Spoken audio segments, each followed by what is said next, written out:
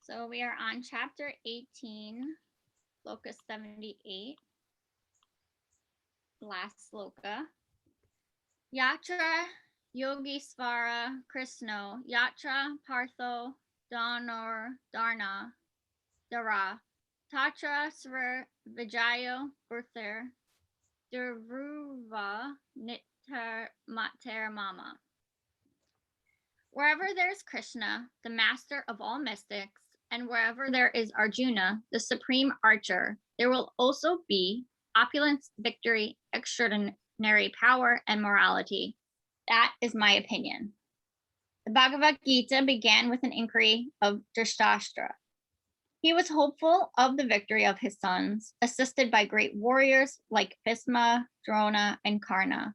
He was hopeful that the victory would be on his side. But after describing the scene on the battlefield, Sanjaya told the king, "We're thinking of victory, but my opinion is that where Krishna and Arjuna are present, there will be all good fortune." He directly confirmed that Dhritarashtra could not expect victory for his side. Victory was certain for the side of Arjuna because Krishna was there. Krishna's acceptance of the post of charioteer for Arjuna was an exhibition of another opulence. Krishna is full of all opulences, and renunciation is one of them. There are many instances of such renunciation. For Krishna is also the master of renunciation. The fight was actually between Duryodhana and Yudhishthira. Arjuna was fighting on behalf of his elder brother, Yudhishthira. Because Krishna and Arjuna were on the side of Yudhishthira, Yudhishthira's victory was certain. The battle was to decide who would rule the world, and Sanjaya predicted that the power would be transferred to Yudhishthira. It is also predicted here that Yudhishthira, after gaining victory in this battle, would flourish more and more because he was not only righteous and pious, he was a strict moralist. He never spoke a lie during his life. There are many less intelligent persons who take Bhagavad Gita to be a discussion of topics between two friends in battlefields, but such a book cannot be scripture. Some may protest that Krishna incited Arjuna to fight, which is immoral, but the reality of the situation is clearly stated. Bhagavad Gita is the supreme instruction in morality. The supreme instruction of morality is stated in the 9th chapter in the 34th verse. Manama Bhava Madbhakta. One must become a devotee of Krishna, and the essence of all religion is to surrender unto Krishna, as stated, Sarva Dharman. The instructions of Bhagavad Gita constitute the supreme process of religion and of morality. All other processes may be purifying and may lead to this process, but the last instruction of the Gita is the last word in all morality and religion. Surrender unto Krishna. This is the verdict of the 18th chapter. From Bhagavad Gita, we can understand that to realize oneself by philosophical speculation and by meditation is one process, but to fully surrender unto Krishna is the highest perfection. This is the essence of the teachings of Bhagavad Gita. The path of regulative principles, according to the orders of social life and according to the different courses of religion, may be a confidential path of knowledge, in as far as the rituals of religion are confidential, but one is still involved with meditation and cultivation of knowledge.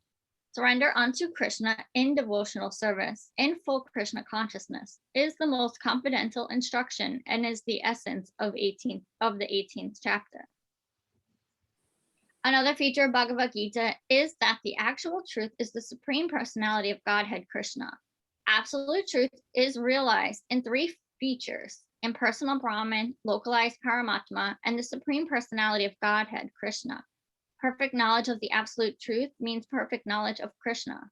If one understands Krishna, then all departments of knowledge are part and parcel of that understanding. Krishna is transcendental, for he is always situated in his eternal internal potency.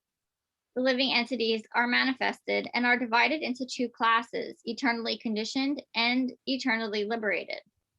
Such living entities are innumerable, and they are considered fundamental parts of Krishna. Material energy is manifested into 24 divisions.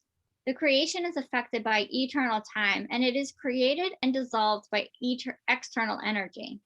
This manifestation of the cosmic world repeatedly becomes visible and invisible.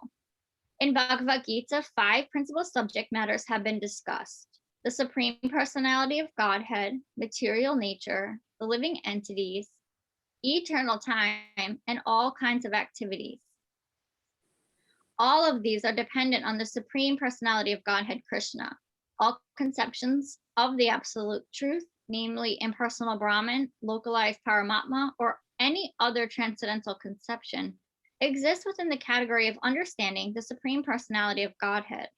Although superficially the Supreme Personality of Godhead, the living entity, material nature, and time appear to be different, nothing is different from the Supreme. But the Supreme is always different from everything. Lord Chaitanya's philosophy is that of inconceivably one and different.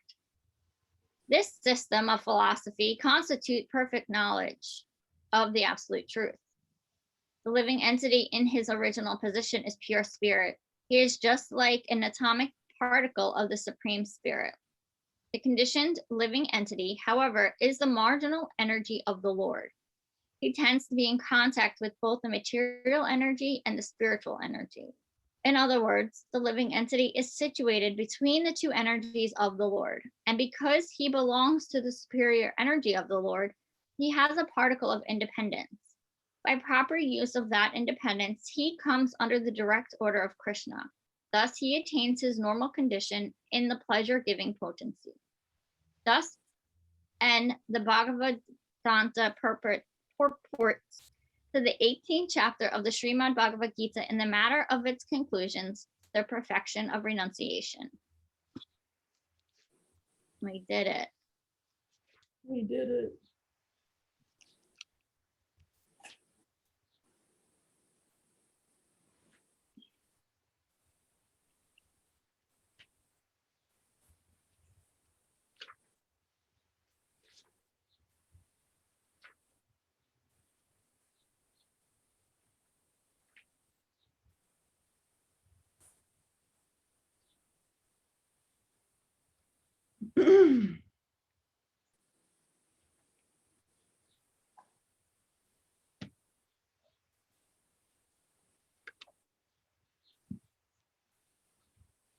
You know, it's funny, when we first started this book, I spoke about the universe unicorn a lot. Remember? Like, that was my way of saying God. Like, I don't relate to the word God.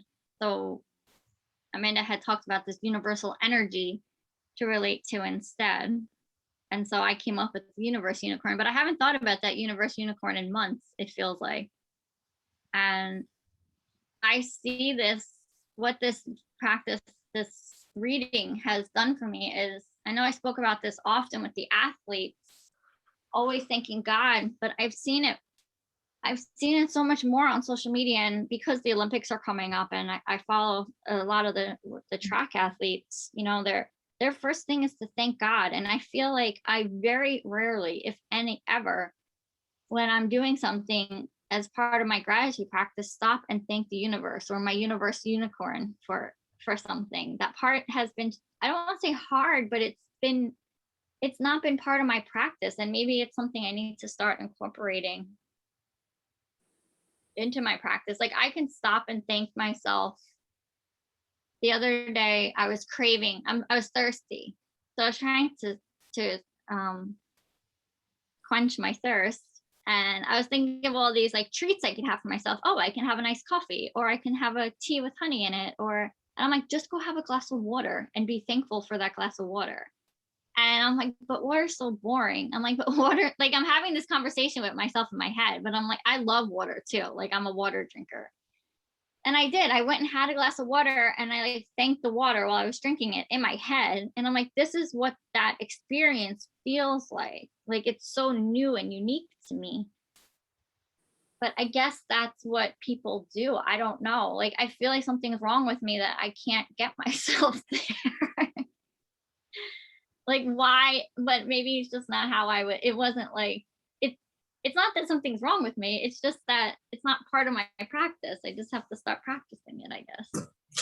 I'll send you the video, but we were talking all about that last night. I did a lecture on teaching beginners for the apprentices. And the way the brain works, not that you're a beginner or anything, it's just, it made me think of like, it was like the necessity of repetition in order to change information and push it from the conscious mind into the subconscious mind, right? Like it takes habits to become a natural feeling. It's not like you start anything and it feels natural, right? You have to do it for a long time and then it becomes sort of embedded into you. And it's just easy and it feels natural. Like think about all this yoga stuff. When you first got into it, it was like so foreign. And now it's become a part of your vernacular. Like you and me can just like sit for hours and we're talking half in Sanskrit. And if other people came into our conversation, they'd be like, what on earth? They're talking in an alien language. You know, it's like, yeah, you're right. It's like, what were we raised with? And like, do you think that the Gita, do you think now you feel like you believe more? Like what has happened in your mind from getting to the end of it with Universe Unicorn? I don't know if I believe more, but I never not. I think I don't know. I need a minute. Someone else can. Well, you know, in addition to, I think in addition to what, in addition to what Amanda was saying about, you know, the importance of repetition and how, you know, I think also that when you are thanking some other thing for the really basic concrete things in your life, etc., that's a part of surrender. It's not so easy to surrender and to give up the concept that you yourself have a fair amount of power in things. It's not so easy to give it up, and especially I think in Western consciousness, and especially in America, you know, we're supposed to function independently. We're supposed to control our lives. We're supposed to make game plans and stick to them, instead of surrendering to something other, if not larger. I think that's really hard, and I think that's a part of it. I mean, what Amanda was talking about is how you build the habit and how you build the ability to do something that's foreign to you. I think first you got to get over that little bump in the road. Yeah, that's a hard one to get over, because we think, or we've been sort of trained that the power comes from us having control. But what the yogis say is like, you're actually existing in this minutia, that like the power is not yours. And if you tap into that power, then you're going to realize how powerful Ishvara is. But it's like our own mind gets in the way of that. I've heard teachers discuss, like, when it comes to like all the powers that you gain as a yogi, that they're not coming from you, that they're coming from these universal energies, and you're just like getting the boon of their grace, that you get to enjoy them or use them, or yeah. And like I'm sure everyone's heard about the experiments with the water. Like, Pam, have you heard about the experiments with the water, where depending upon the intention that people put into the water, when they would freeze the crystals, they would look different, like they would form differently. Like, so if you put like intentions of love into the water, then when they froze, they were very symmetrical and very beautiful. If you put intentions of hate into the water, then they became sort of disfigured and disformed, ugly, and it just didn't look right. And it talks about like, if you're taking time to put that kind of attention into like all the water you drink, all the food you eat, the body that you're inhabiting, the mind that you're using, then it shifts, it almost like shifts the material expression of the divine. It's like you tap into that innate power that like so as an individual spirit, we are a drop in the ocean of that grand spirit. But like, if we think that the body mind is what's in control, I guess, am I making my point? Like, if we think the body and the mind is what's in control, it's really like we're weakening our capabilities and we're limiting what potential we have when we do tap into the drop of what we truly are, because it gives us access to like the enormity of what we're connected to. I'm rambling. It's very early. No, I think that makes sense. And like, especially learning about the three gunas a lot during this, and how I can see how controlled I am by my senses. I mean, if I smell cookies, I'm going to eat a cookie, even though I don't want a cookie. Like, but when you're talking about building that habit, my favorite sutra is 1.14, that idea of building a practice, doing something repetitively for a very long time in all earnestness. And I know for me, a very long time, it could be like 6 weeks or 6 months, but a really long time is really like this lifetime and maybe lifetimes before and lifetimes after, if you do that stuff. Like, what is a very long time? If you're planking, a minute feels very long. Like, so you have to like be patient with yourself when you're starting to build this habit.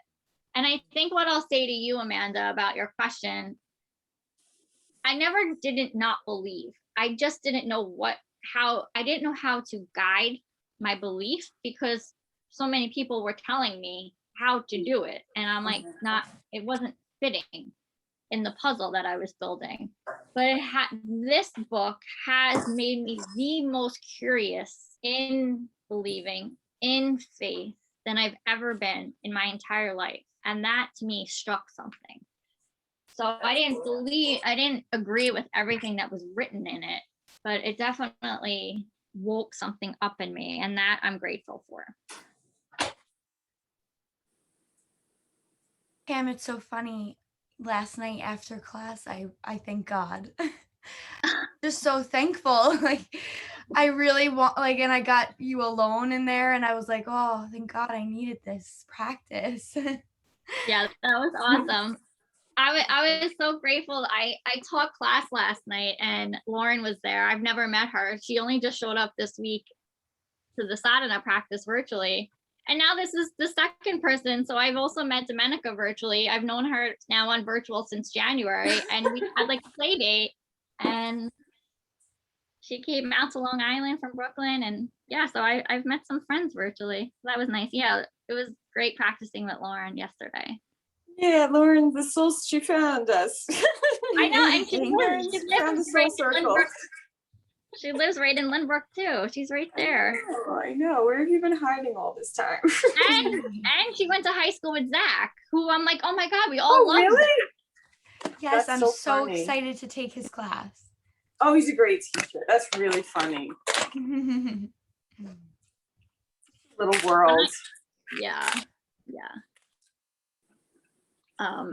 And you said something too, Amanda, before about like you said, I can't remember exactly, but it's something along the lines of like finding a guru through like a spiritual way, not so much through like an advertised way. And I've said this over and over again, and I'm not just saying that this was my own experience with walking into Revolution, but like Revolution's a mile from my house. I went to 20 different yoga studios all over Long Island and tried all these different studios and all these different teachers and all these different classes, and they were all great. Well, maybe some of them weren't, I don't remember, but it wasn't the same experience. I finally walked into Rev on my own accord, just felt pulled there, never saw an advertisement or anything. It wasn't like I kept getting like emails from them or anything. I just like walked in and I'm like, this is my home. It's right here. It was right here the whole time. So all of us were like, oh, there you are. Everyone's like, oh, we know who you are. we've been waiting for you.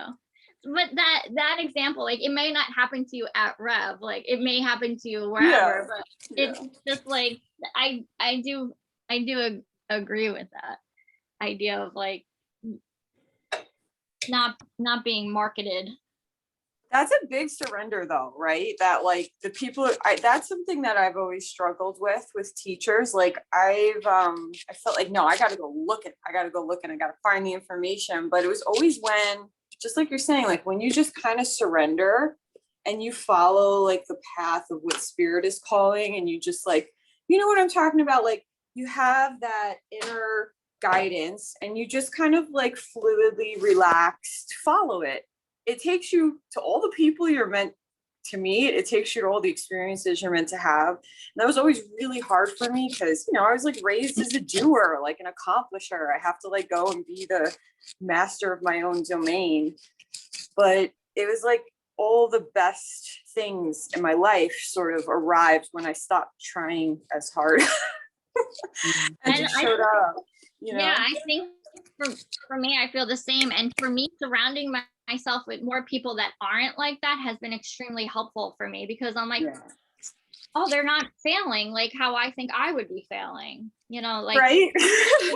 Like, and what because they're so authentic. I'm thinking first, like Adriana's coming to mind. Like, I think her words are so beautiful, and she's always like channeling something bigger than her. She doesn't always have it all written out and planned. It's just like sometimes what comes out of her mouth is just like she's like she's so connected to something. Yeah. And watching people like that inspire me, because I'm like, oh, I don't have to like write down everything from A to Z. It's not a winging it, because you're just so tuned in, like you're so practiced, and you're so, like Sue said, you're so surrendered because you have that faith. It's like that trust thing where you fall backwards and someone's gonna catch you. To me, it sounds like a fine, like to me, I define it as a fine line. Like you can't be like completely aloof, right? Because I don't know.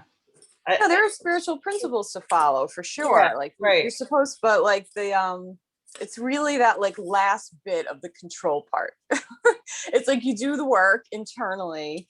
It's the thought that like I can externally determine how things are gonna go. That's what needs to be surrendered. Yeah, because it's like I had to send that serenity prayer to like 5 people yesterday, because I don't know what was going on in the world, but everyone's like, I was telling all the people and they weren't listening to me, and I know best. So I was like, serenity prayer, and then I would send them the Elsa let it go, because I'm like, look, you do the best you can. I'm like, we can't control other people, like, and you're not going to enjoy yourself if you're trying to. Yeah, you can only control you. I sent them the serenity prayer, and then I sent them the one that says, give me coffee for things I control and wine for things I can't, because I thought that was helpful advice. And then but I felt like I had to keep it in my favorites yesterday just to keep sending to people. And I was telling it to myself all week. Like, that's why it was so close to my brain, because I had been repeating it to myself all week. Like, chill out. It's been intense. This week has been very intense with these solar flares and the earth and resonance and everything. I don't know what's going on. It's like the fireworks and the thunderstorms every day, the dogs energy scare. I'm like, what? It's just noisy, it's loud, it's hot, it's raining every day. It's been intense for people. I know every single person I know is like calling me up having a nervous breakdown. I'm just like, just gotta breathe through it. This too will pass. Yes. So let's go back to what we want to start on Monday. So there's so many different options. I mean, we could read the book that this comes from, this Mahabharata, which I've definitely had trouble with in the past. We can move on to the Srimad Bhagavatam. We could read the Shiva Samhita. Or we can go back to the basics and do the 14 lessons and then the advanced course in yogi philosophy.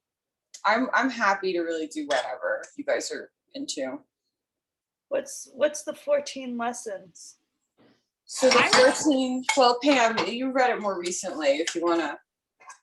Well, honestly, I don't have my book and I was at home yesterday and I was like, let me grab the 14 lessons, and I didn't, to refresh my brain. But I really enjoyed the 14 lessons. I'm trying to find it because there's a free PDF. It's just, so it's more of the Jnana, it's Yogi Ramacharaka, and he's more of the Jnani lineage. And he was definitely where I got my start. So I have them read the advanced course in yoga philosophy and the teacher training, because it just like really resonates. It really resonates. So the precursor to that book is the 14 lessons. And it's like the sort of basics of esoteric Jnanic yogi philosophy. Otherwise, he has books on he has a whole book on Jnana yoga. Let me go in my library. I think I have the 14 lessons too. I have a bunch of his books. He has a lot of then we can get into even weirder stuff.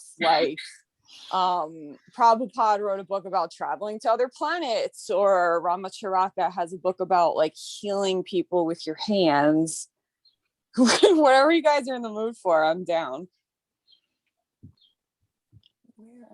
I mean, that sounds like a good gateway to other things. I know, Sue, you've been talking about wanting to take a break. Is there something you've read that we can read while you're taking a break? No, I mean, I just looked up 14 lessons, and even if I take a break, it's not that long. And yeah, it's not long. Yeah, and it's also, we're gonna all break in August, at the end of August, like we did last year. So for 2 weeks at the end of August, we're gonna, right? Is that when you're traveling, Pam? Yes, I'm going to be away from the 13th through the week of the 16th and the 23rd-ish. Yeah, so we'll do last 2 weeks of August off. I have no idea where my books are. I have a free PDF here I'm going to put it in the chat. Yeah, it's easy to find. You just look up 14 lessons and it's there. So. Yeah, so why don't we do that? Let's do the 14 lessons and yeah, and I like that idea. we can start a big book in the fall. Yeah. I just stumbled across this book. I was in the library, and to tell the truth, don't laugh, but sometimes I pick up books because I like the shape of the book. So And the You said picture. don't laugh, we all laugh. yeah, right. And so this is written by a Spanish priest who apparently is a writer. The name of this is The Biography of Silence by Pablo de Ors. Of course, I'm slaughtering his name. I'm sorry. Anyway, so it's basically 100 pages long, and each page is a 1-page thing on meditation and what it was like for him to start meditation and to continue. And I just started it, and it's really very good. He's a priest, but he's also an author. He's written fiction and nonfiction, and one of the primary things in his life was he wanted to be a great author, basically. He wanted to move the world with his words. And what happened to that through meditation and the importance of silence. And it's, so I'm glad I stumbled upon this book. But I thought that you guys might find it of interest, not necessarily to read as a group, but since everybody here meditates or gives it their best shot, Can you email us a link? Sorry? Can you email us a link or the I can email you the name of it. It was a bestseller in Spain, and it's the only one of his books that's been translated to English that I know of. Oh, cool. So my guess is, I just found it on Amazon. yeah, it's around. Put it in the chat. But I don't think you can get a PDF or anything because it's relatively new.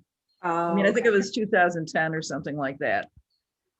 And it's just every page resonates, and every page. here's a guy who's at the opposite end of the spectrum of you know, where I live now, you know, and yet this is so resonant, and it's about the power of silence and meditation. So anyway. Well, thank you for recommending it. Yeah, thank you. So I think, guys, what I'm going to do is possibly rejoin in September, because I just feel the real need to take a longer break, and I'm trying to get to a place where I eliminate a lot of noise in my life. Not that this is noise. I mean, this is one of the things that I stayed with in the summer, but I want to just eliminate a lot of things in my life and then rebuild it on a very small level with what's most important. And this lines up with a book we just finished, because I kept on thinking that for me, a lot of being guided by Krishna was more shutting up and listening into your own soul insofar as you can, and figuring out what is it really telling me to do, what really brings joy, what really works, and to head in that direction, which is not the same as thinking you're God, because I too believe that there is a you know, there's that micro soul you've got, and then there's this big huge massive ongoing heaving interacting energy that's just there all the time, and you're one tiny little part of it. So I've been trying hard to get to that, and it's not easy, because I've always been the kind of person that books every effing minute. How my children survive their childhood, I will never, because I was always thinking about the next thing, et cetera, et cetera, et cetera. Luckily, none of them jumped into a cliff, metaphorically or realistically, that they couldn't climb out of. But so anyway, so that's why I want to just empty out the next 6 weeks or so. Well, good. It's going to be September in no time anyway. I know. So have some of your mornings to just meditate quietly. Yeah. Process. It was a lot of information. We've been doing this for like 14 a year and a half straight. Yeah. So totally get it. And you have a major shift coming too in your life. So I know you got that baby. Yes. And it's interesting how it's affecting me, and not just in the way that I expected to. I expected I'd be happy, you know, happy, joy, and all that. And of course, but it's really makes you think about how a baby views the world is so, you know, that it is, talk about being present in the moment. And all I have to do is sit and watch this kid for 11 minutes, and it's like a life lesson right there. yeah. It's Yeah. wild. They're coming soon, right? Yeah, we pick them up at JFK on July 23rd. And because my son is non-communicative until 13 minutes before it happens, I have no idea how they're getting from our house to Bethlehem. I guess we're taking them, you know, but yeah, and then they will be closer. And this doesn't mean we're going to see them all the time, of course, but it does feel like a major life change. So yeah, looking forward to I can that. see that. It's not as much planning, because you could just get in the car on a Friday or whatever day and go. You don't have to book a plane and worry Because about. that's what you want, are your parents dropping in on Friday night at 8 o'clock saying, hi, we're here for the weekend. And that's what Brittany wants from her mother-in-law. and Well, father-in-law. I mean, like, you would be an invite. It's not as much like logistical planning, you know. You don't have to. Man, I don't know. When you got a baby, I'm happy when anybody drops in. Here. Then I get to sleep, Here. you know? Yeah. Have you ever watched that I'm just show? going to go to the Everyone beach for an hour. I'll see ya. Yeah, I think they would love it. Well, when I landed in at their house in Irvine, California, the last time around, literally, I walked in the door, and Brittany says, "Here, I'm going to the beach." I said, okay. He starts crying because he hadn't seen me in 6 weeks, and 6 weeks for an infant is a long time. And she looked at him and said, get over it, Willie. And she walked out the door. Oh yeah, I'm sure they'd be very happy. You could come to my house too if you're bored. Just I'm sure they'll be very happy. Okay. All right, so I meditated earlier. So on that note, I'm going to sign off, and I wish you guys a wonderful 6 weeks, and I hope you enjoyed Yes. 14 lessons, and maybe I'll get it out of the library and Well, chow down myself. there's a free PDF I can email to you, so you can just pull it up on your iPad or your wherever, or like your Okay. laptop. Actually, I looked it up on here and I found it. So yeah, you don't have to send it. You're Okay, right. you I have can it, just yeah. pull it up. Yeah. The other thing I'll say, Sue, like, if don't feel like you're not welcome. If you need to pop in on a random Wednesday, we're here. Like, if you just don't, like, you don't have to shut yourself out so completely. If you feel called to join us, we're here. Okay, and that's so true, and that's a lovely invitation. So, all right, I'm gonna sign out, All and right, I'll see you bye, Sue. guys more Bye, Sue. permanently Happy in September. summer. Take care. Thank you. Enjoy. Bye-bye. Bye. All right, so we'll do some breath work and meditate. Sitting up nice and tall, taking a few rounds of nostril breath, breathing in and out through the nose. And then bring your right hand to the face. Pull your peace fingers into the palm or place them on the space between the eyebrows. Close the right nostril with the thumb. Inhale through the left. Close left. Exhale right. Inhale right. Close right. Exhale left. Inhale left. Close left. Exhale right. Inhale right. Close right. Exhale left. Inhale left. Close left. Exhale right. Inhale right. Close right. Exhale left. Inhale left. Close left. Exhale right. Inhale right. Close right. Exhale left. Release the palm down to your lap. I'm going to set the timer. Lauren, do you need that song? Do you want the chant again? Okay.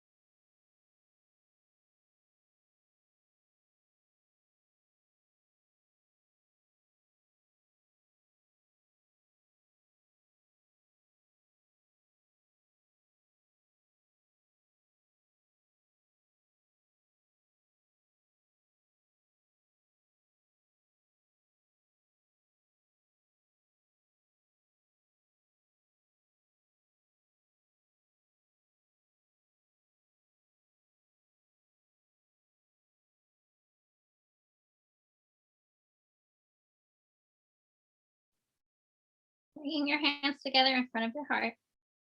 Namaste.